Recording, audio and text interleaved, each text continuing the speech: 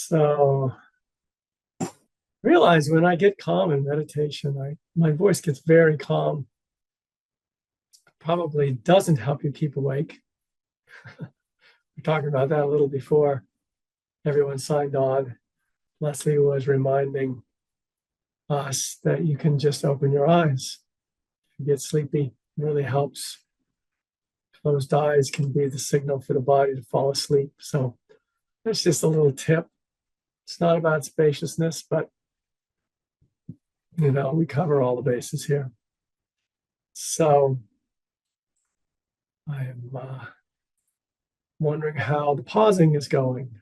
People talked about doing that and even writing little notes,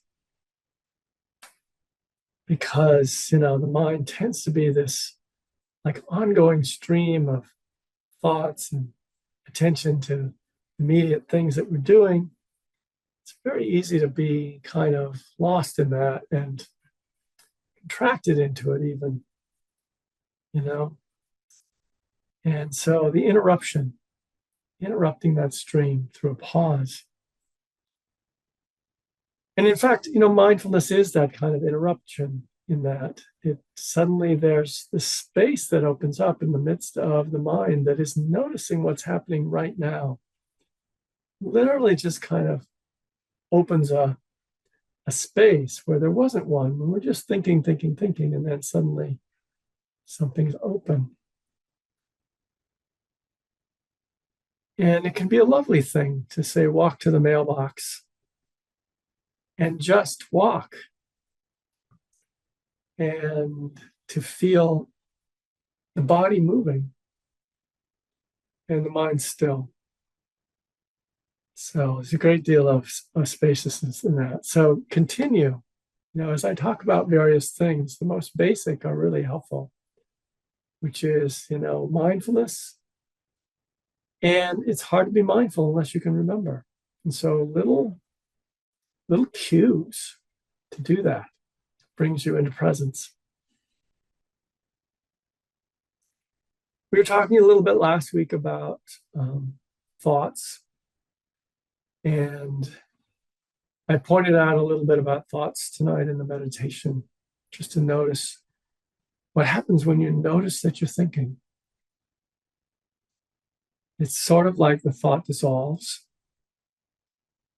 It's often, the analogy of the mind is often made to the sky, the openness of the sky. And the thoughts are like the clouds that come into the sky. And clouds are very ephemeral. You ever notice that?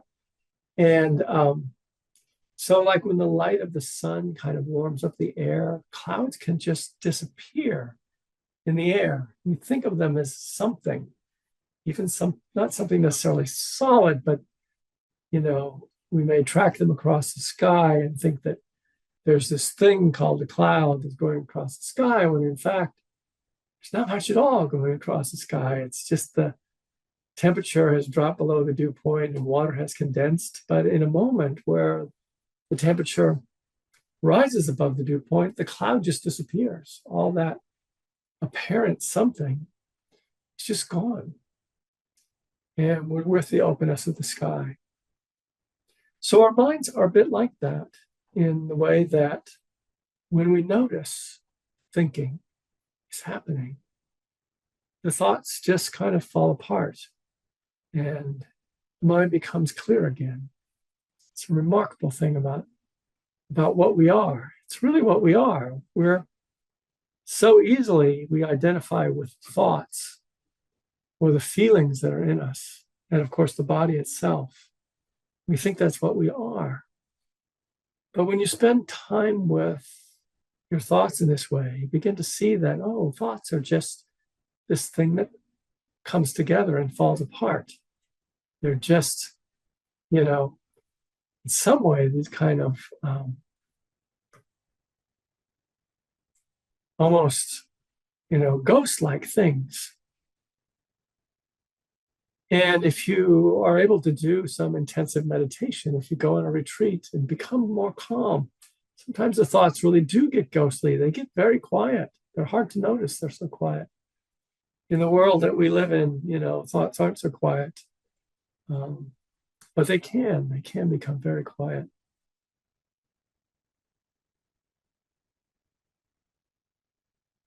So there's a kind of a simple method that we create space around our thoughts when we just notice that they're happening. And we create more space around them when we notice them fall apart.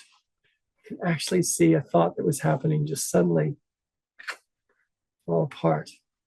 Get the sense of the spaciousness of the mind.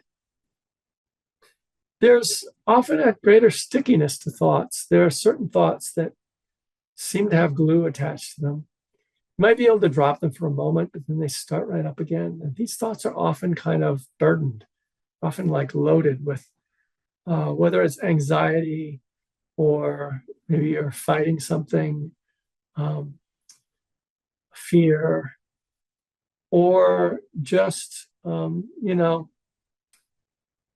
your opinions running through your head. There's often a kind of a stickiness to them. And it can make the mind feel tighter a certain way. So what then?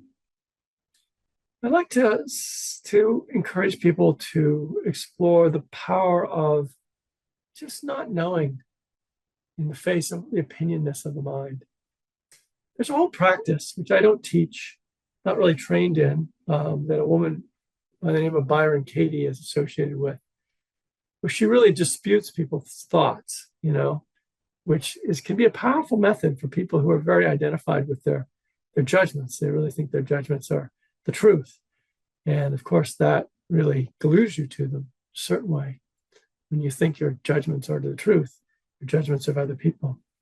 So some of the questions she would ask is, do you really know? Do you really know how someone should be? Or do you really know how you should be? And just asking that, do you really know, kind of stops people short. They have to go and look. And often they come to a place of, no, I don't actually know. And then she often asks, what does it feel like? What does it feel like when you have that thought that you know how you should be? What does it feel like when you have the thought that you don't know? Most people observe that the thought of thinking how you should be is not, it's suffering. There's an element of suffering in it. Whereas the not knowing, it kind of opens up this space of, okay, maybe I actually don't know how it's supposed to be when you're judging yourself. Maybe you don't know how that other person is supposed to be when you're judging them. And you're generating a certain amount of aversion towards them. Just, to step back and ask those questions. It's really worth it to work with the mind sometimes this way. The way that I think of this too is it can be really helpful to step into a larger context in any situation where you feel the mind is tight, particularly around other people. So a larger context is something like this, you're getting annoyed with someone and you just kind of have enough presence. Again, nothing happens without presence in this kind of meditative world, but you have enough presence to know that you're getting tight, to actually see that you're kind of getting hooked by this person. So it could be just a simple reflection around, maybe do I know how this person should be? But you have to kind of find the one that really works. Also, do I know why this person is the way they are? What the causes and conditions are? You don't. And sometimes it's even helpful to kind of imagine. You have to do this a little bit imaginatively, that this person in front of you, this person who is doing whatever they're doing, is a whole complex being that you barely know. Even if they're your spouse, we may think we know our spouses. We actually only get a portion of them. And we may not know them the way that we know them. And sometimes I've caught myself, interpreting my spouse in a certain way. And if I say it out loud, then she disputes it, Sometimes that's defensive, but sometimes it's not. And sometimes it just kind of immediately unmasks some assumptions I'm operating on. So without having someone else have to do this, you can unmask some of your assumptions yourself by just asking, do I know how this person should be? Or admitting, I don't know the context for why they're behaving this way. Even if it's a behavior that you've seen for years, you don't necessarily know the causes and conditions that have brought this about in someone, even who you're very intimate with. You don't necessarily know that. And so the larger context is sometimes like prying the mind open to not knowing and acknowledging causes and conditions that are in place here. There are causes and conditions that have brought this about that I don't really know. There are causes and conditions in your work situation of why things are done the way they are. And they might be continuing, and nobody may know why they are going the way that they're going. But sometimes you can do that. You can step back into not necessarily a knowing about the context, but it just kind of opens it up a little. Another way that I like to open sometimes is with sense of time. And again, you have to do this imaginatively. So when I say I'm feeling sorry for myself about something, I sometimes zoom out, I just sort of zoom out and sort of take in for a moment the span of my life that I've lived thus far. And it's like whatever this kind of concern is has a way of shrinking in the span of everything that I've experienced. I don't exactly know how I do this, but I suspect anybody can do it. Just this feeling, and sometimes you review. I have like a way of picturing my lifespan in a certain way, and you may have images that go with certain times, but you just suddenly expand that time. And the moment that's oppressing you has a different context. You can do it with space too, It's a little bit what I kind of do on my deck in the morning, though it's not so imaginative because it's right there. I'm looking at the sky, I'm looking at the sun come in. But there's also kind of a knowing of what's going on, that the earth is kind of rolling towards the east. It's literally, have you ever really looked at the east and kind of put that as an idea in your mind that you're actually you're rolling toward the east? And that the sun is coming up, not because it's moving so much as you're kind of rolling toward it. It's really a different sensation to looking at the rising sun. And it gives you this sense of being on this huge planet. There are places on this planet where you can see the curvature of it, especially when you're at the ocean, sometimes when you're at the mountains. You get this broad view, you get this sense of, wow. It's one of the reasons that I kind of like those times when I fly. You get above it all, right? And it feels like there's a little distance from the day-to-day of your life. And sometimes I can feel something kind of expand in that. Something in my heart kind of expands. And I feel like I'm in a fuller sense of what I'm here for.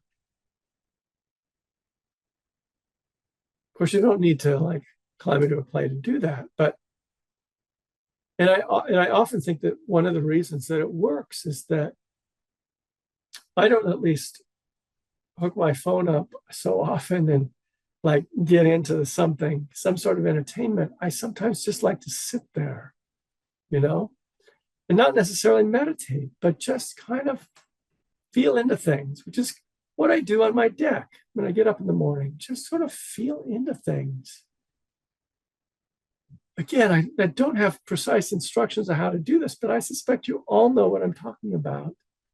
Those moments when you're not trying to get anything done. You maybe set them aside and you're just going to be. But sometimes when I say be, just be, people think they need to do something extraordinary and very mindful and present. And that's all fine. But whatever this is of just kind of opening up the space of your heart and see what's in there. See what's in there. And it often reveals kind of what's important to you. Maybe some worries are in there, but sometimes, more often than not, actually, there can be a sense of appreciation for the things that are in your life. You like to step back from doing all the things that you do, and just have a moment of like appreciation of what's actually here. It could be what's actually here, just being conscious in this moment. But it also could be imaginatively just kind of reviewing the people in your life, the animals in your life, the things that you do that allow you to feel connected with this world. And that might be, even just going out in your yard, or even just, making a phone call. But there's space in that. There's space in that. And so creating those sorts of moments, I think, are those moments that also bring a larger context, where you actually open up to the larger context.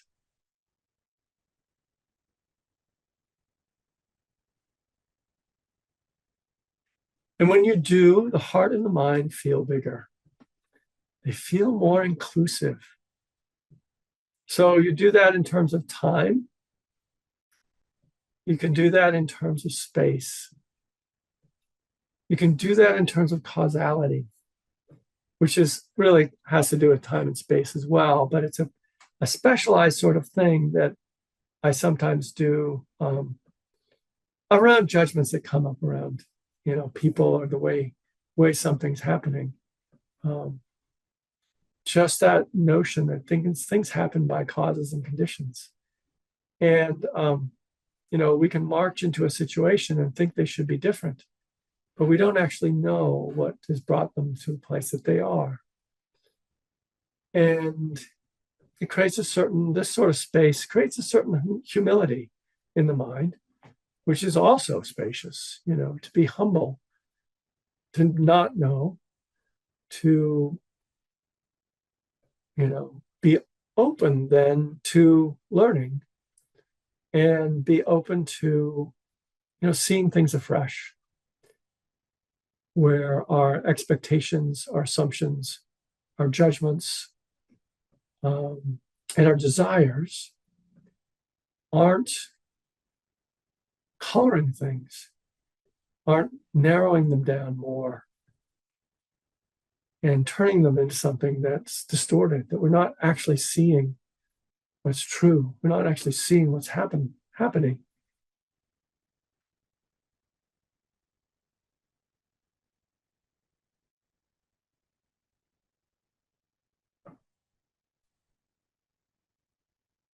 And sometimes there can be a powerful sense of wanting or desire that comes up.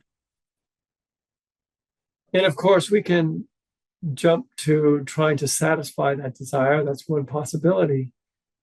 But sometimes you can just create the space to feel it, to feel what you want, to acknowledge what you want. And somehow, just in giving it the space to want what you want, sometimes you also kind of uncouple from the necessity or the demand that it be that way. There's a certain freedom there, certain freedom in just acknowledging a want as a want, rather than just being propelled by it. So again, we're talking about how to create more space in the mind, more space in the heart for the world in which we live and the people that live in it.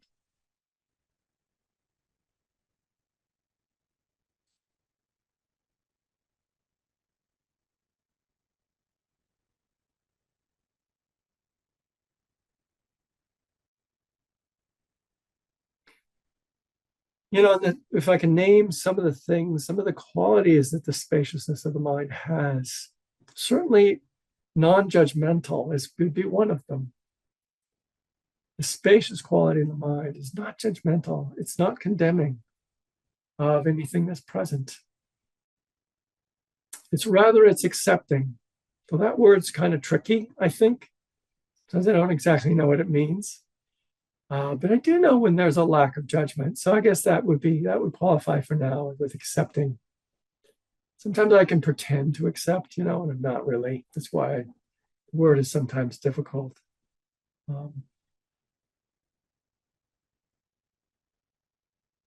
Allowing, it's another word.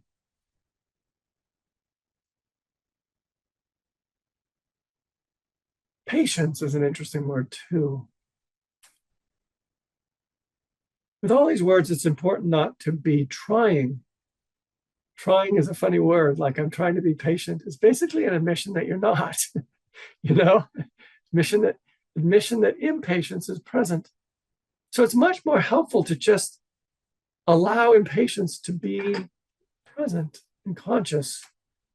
It doesn't mean that you have to stomp around, but just notice the impatience. Notice that quality of gotta have it now. And create space around it. And you may be surprised how much kind of patience then begins to just coalesce of itself without the person trying to be that who's really not that. You just allow something in the same way that you might allow a desire to be conscious.